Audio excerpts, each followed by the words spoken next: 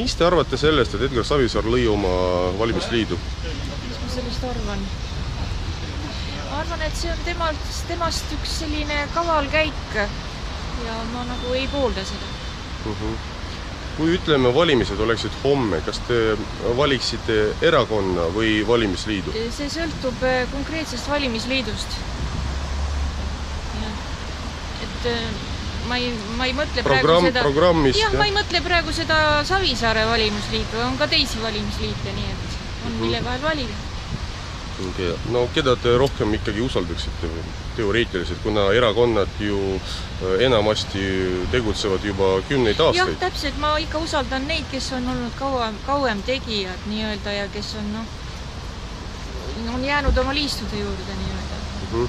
Ja lõpuks küsiksin, et mis te arvate sellest, et nüüd lubatakse noortele ka hääletada, et alates 16 aastast? No, mina isiklikult arvan, et see on liiga vara.